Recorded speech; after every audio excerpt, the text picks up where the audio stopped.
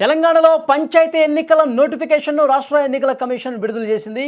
రాష్ట్ర ఎన్నికల కమిషనర్ రాణి కుముదిని పంచాయతీ ఎన్నికల నోటిఫికేషన్ వివరాలు వెల్లడించారు.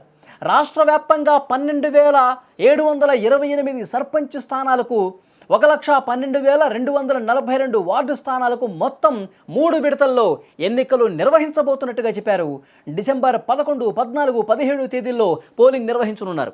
ఉదయం 7 గంటల నుంచి మధ్యాహ్నం 1 గంట వరకు పోలింగ్ నిర్వహించి అదే రోజు మధ్యాహ్నం 2 గంటల నుంచి ఓట్ల లెక్కింపు కూడా చేపట్టబోతున్నట్టుగా తెలియజేశారు.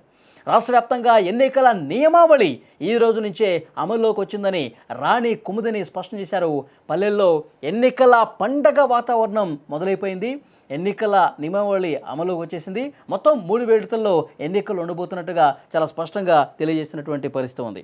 ముఖ్యంగా 3 విడతల్లో పంచాయతీ ఎన్నికలు నిర్వహిస్తున్నట్టుగా తెలిపినటువంటి నేపథ్యంలో ఎన్నికల కోడ్ కూడా అమల్లోకి వచ్చినటువంటి నేపథ్యంలో ఇప్పటికే గ్రామాల్లో ఇక ఎలక్షన్కి సంబంధించినటువంటి ఒక హడావుడి స్టార్ట్ అయిపోయినట్టుగా కనిపిస్తోంది.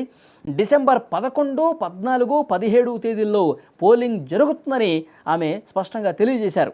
ఉదయం 7 గంటల నుంచి మధ్యాహ్నం 1 గంట వరకు పోలింగ్ జరుగుతుందని, తర్వాత 2 గంటల నుంచి లెక్కింపు చేపడతామని కూడా తెలియజేశారు.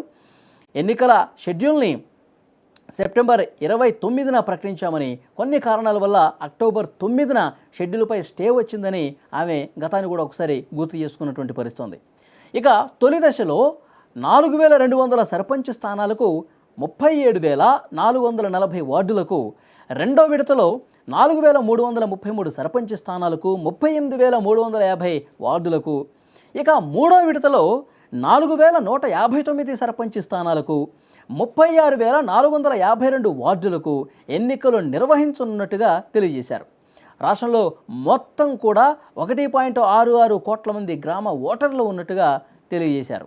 తొలి విడత పోలింగ్కి సంబంధించిన నామినేషన్లని నవంబర్ 27న స్వీకరిస్తారు. రెండో విడత ఎన్నికలను నవంబర్ 30 నుంచి, మూడో విడత ఎన్నికలకు డిసెంబర్ 3 నుంచి నామినేషన్లు స్వీకరిస్తామన్నట్టుగా ఆమె చాలా స్పష్టంగా తెలియజేసినటువంటి పరిస్థితి ఉంది. సో మొత్తానికి పల్లెల్లో ఒక ఎన్నికల పండుగ అయితే కనిపిస్తుంది. ఎప్పటి నుంచో కూడా వెయిట్ చేస్తూ ఉన్నారు. ఎప్పటి నుంచో కూడా పంచాయతీలకు, తర్వాత వార్డులకు కావచ్చు, ఎంపీటీసీలు, జెడ్పీటీసీలు వీటన్నిటికీ ఎలక్షన్స్ నిర్వహించాలని చెప్పి ఎప్పటి నుంచో అనుకుంటా ఉంది ప్రభుత్వం కూడా. కానీ 42% రిజర్వేషన్ల కోసం ఆగారు, కోర్టులను ఆశ్రయించారు. కోర్టు 50% రిజర్వేషన్లు దాటొద్దని చెప్పి చాలా స్పష్టంగా గత తీర్పుని ప్రస్తావించిన పరిస్థితి నేపథ్యంలో ఇది ఆగిపోయింది.